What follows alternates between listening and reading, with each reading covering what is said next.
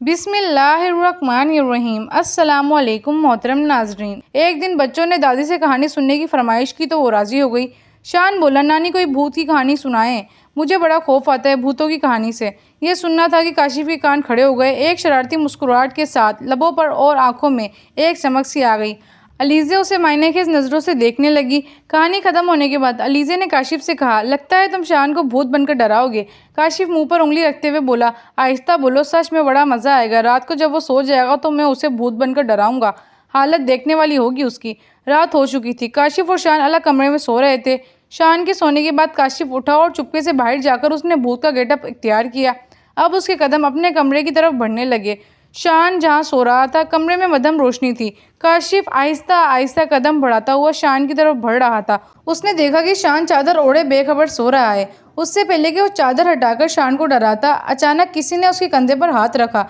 काशिफ ने जो घूमकर देखा तो उसकी रूह फना हो गई। अलीज़े और फायजा दादी जान के कमरे में थी। अलीज़े जाग रही थी। उसे मालूम था काशिफ शान को भूत बनकर डराएगा। अभी थोड़ी ही देर गुजरी थी कि अचानक अलीज़े को काशिफ की चीख सुनाई दी। उसी दौरान फायजा भी उठ गई और मुस्कुराने लगी। उसे देखकर अलीज़े को बड़ी हैरत हुई। तुम क्यों मुस्कुरा रही हो? अलीज़े ने पूछा। फायजा ने अलीज़े के कान में कुछ कहा, जिसे सुनकर अलीज़े भी मुस्कुरा दी। काशिफ की चीख सुनकर दोनों हंस पड़ी, फिर उठकर काशिफ के कमरे की तरफ चल दी। काशिफ अपने सामने भूत को देखकर थर थर कांप रहा था। अचानक कमरे की लाइट जली तो अलीज़े और फायजा ने देखा खिड़की में से काले रंग की कोई चीज़ नीचे गिरी है। वो दोनों कमरे में पहुंची तो काशिफ की हालत देखकर हंसने लगी। उन्हें हंसता देखकर काशिफ बोला, यहाँ मेरी जान पर बनी हुई है और तुम हंस रही हो? फायजा करीब आई और बोली, अरे वो भूत नहीं था, शान था। क्या? शान? वो हैरत से बोला। अलीज़े ने बताया, हाँ, मुझे फायजा ने सब बता दिया था। दरअसल जब तुम शान को डराने का मंसूबा बना रहे थे तो उन दोनों ने सुन लिया था और सोचा उससे पहले तुम शान को भूत बनकर डराओ, उल्टा शान भूत बनकर तुम्हें डरा देगा। लेकिन शान तो सो रहा था। उसने हैरत से कहा, अरे नहीं, ये तो तकिए इस तरह से रखे हुए हैं जैसे कोई सो रहा है। ये देखो तकिए। ये कहकर फायजा ने जैसे ही चादर हटाई वो चीख पड़ी। शान वहाँ गहरी नींद सो रहा था। चीख की आवाज़ सुनकर दादी जान भी नींद से बेदार हो चुकी थी। वो खुद से बोली, अरे बच्चे क्या हुआ? चीख भी काशिफ के कमरे की तरफ से आई है। कुछ तो गड़बड़ है, जाकर देखती हूँ। ये कहकर उन्होंने अपनी तस्बीह उठाई और काशिफ के कमरे की तरफ चल पड़ी।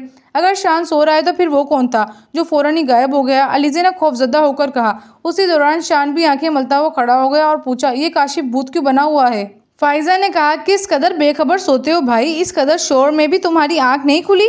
शान ने कहा, अरे मुझे लगा ये कोई शोर शराबा एवं ही हो रहा होगा ख्वाब में। अब काशिफ की समझ में आया कि वो असली भूत ही था। इसी दौरान घर के बाकी लोग भी उठकर वहां पहुंच गए और उन्होंने भी सारी सूरत-ए-हाल का इल्म हो गया। काशिफ के अब्बू ने कहा, बरखुरदार, अब कोई शरारत करोगे? असली भूत तुम्हें शरारतों की सजा देने आया था, लेकिन अलीज़े और फायजा के आने से वो गायब हो गया। अब कोई शरारत ना करना। काशिफ अपने कानों को हाथ लगाकर बोला, मेरी तौबा है जो मैं आइंदा कोई शरारत करूं।